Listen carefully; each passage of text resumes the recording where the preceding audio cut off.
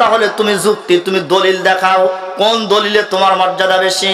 হযরতে ফাতেমা কি দলিল দিয়েছিলেন জালালউদ্দিন রুমি তার কিতাবে কবিতা আকারে লেখেন, গুফতগুয়ে রফতে দরখানা রাসূল, গুফতগুয়ে রফতে দরখানা রাসূল, দরমিয়া সিদ্দিকা ও জোহরা বাতুল, গুফত আয়মা দরমানাজ তু আবজালাম, যাকে মান মুযগাদ জিসমে মুরসালাম, তু সিদ্দিক কি তুবা ইনসাফ বাশ, ফরকে দর সিদ্দিক ও মাসদুক আস্তেফাস। সুবহানাল্লাহ বলেন। হযরত ফাতেমা বলেন, মা আমার দলিল হলো কিয়ামতের দিন আমার মর্যাদার জন্য বেশি আমার শরীরের ভিতরে মুহাম্মদুর রাসূলুল্লাহর রক্ত প্রবাহিত, আল্লাহর পয়গম্বরের শরীরের রক্ত আমার শরীরের ভিতরে আছে, তো এই জন্য রক্ত কখনো ব্যথা যায় না। জোরে বলেন কথা ঠিক না ঠিক? রক্ত ব্যথা যায় না। আল্লাহ রাসূলের রক্ত আমার শরীরে বিরাজমান থাকার কারণে আমার মর্যাদা কিয়ামতের দিন বেশি। আমার শরীরে মুহাম্মদুর রাসূলুল্লাহর রক্ত, আর তোমার শরীরের ভিতরে আবু বকর সিদ্দিকের রক্ত। আওয়াজ করে বলেন সুবহানাল্লাহ। হযরত আয়েশা রাদিয়াল্লাহু তাআলা আনহা বলেন, বিটি যুক্তি যদি তোমার এটাই হয়, আমার কাছেও দলিল আছে, যুক্তি আছে।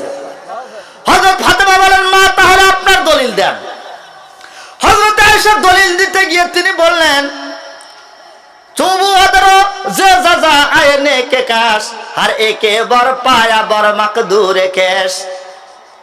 কিয়ামতের দিন যখন হবে তখন তোমার বাবার হাদিস, প্রত্যেকটা নারী, মুসলিম নারী তার স্বামীর হাত ধরে হাসরের ময়দানে উঠবে। সুবহানাল্লাহ। হযরত আয়েশা বলেন, প্রত্যেকটা ধার্মিকা মহিলা স্বামীর হাত ধরে হাসরের ময়দানে আল্লাহর দরবারে উঠে দাঁড়িয়ে যাবে। ওই দিন মানবা আহমদ বা সামাতু বা আলী, মানবা আহমদ বা সামাতু বা আলী, ফরকে কুন্দর ইওয়া আগের আকেলি। ওই দিন আমার হাত থাকবে মুহাম্মদুর রাসূলুল্লাহর হাতের মধ্যে, আর তোমার হাত থাকবে আলীর হাতের মধ্যে। এইবার বিটি ফাতেমা বলো তো, ওই দিন কার মর্যাদা বেশি হবে? তুমি তো আলীর হাত ধরে হাসরের ময়দানে উঠবে, আর আমি যার হাত ধরে হাসরের ময়দানে উঠব, বিশ্বের ভিতরে সর্বশ্রেষ্ঠ মহামানব মুহাম্মদুর রাসূলুল্লাহ। বলুন তো দলিল শক্তিশালী কোনটা? হ্যাঁ, মায়েরটা একটু শক্তিশালী বেশি মনে হয় না? এখন বিটির যা কাজ দেখবেন, ছোট বাচ্চারা যখন মারামারি ঝগড়ায় না পারে, ওই সময় মায়ের আঁচলের নিচে গিয়ে কান্নাকাটি শুরু করে দেয়। বলেন কথা ঠিক না? হযরত ফাতেমাও তাই করেছেন। সুশানি দি ফাতেমা বাগির ইস্তেজার, কাস্তে সিদ্দিকা গেরেফতাশ দার কিনার। ফাতেমা গিয়ে আয়েশার আঁচলের নিচে গিয়ে কান্নাকাটি করে, মার গলা ধরে যখন কান্না।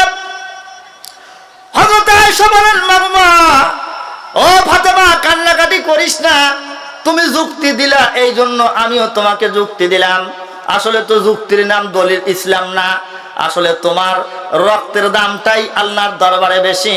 কিয়ামতের দিন আল্লাহ পাক রব্বুল আলামিন মহিলাদের সর্দার জান্নাতের মধ্যে তোমাকেই তো বানাবে সাইয়্যিদাতুন নিসাই আহলিল জান্নাহ।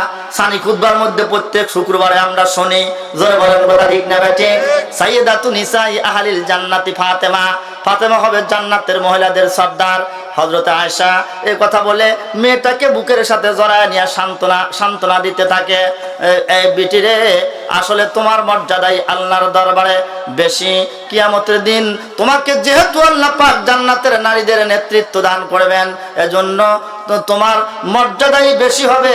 আমি যতই মুহাম্মদুর রাসূলুল্লাহর স্ত্রী হই না কেন, আবু বকর সিদ্দিকের রক্ত আমার শরীরে থাকার কারণে, তুমি মুহাম্মদুর রাসূলুল্লাহর রক্ত শরীরে ধারণ করার কারণে তোমার দাম আল্লাহর দরবারে বেশি। সুশানি দি ফাতেমা বাগির ইস্তেজার, কাস্তে সিদ্দিকা গেরেফতাশ দার কিনার। আই নিশানে রুয়ে আহমদ রুয়ে তু, আই নিশানে রুয়ে আহমদ রুয়ে তু, মান কুজাবা সমাজি এক মুয়ে তু।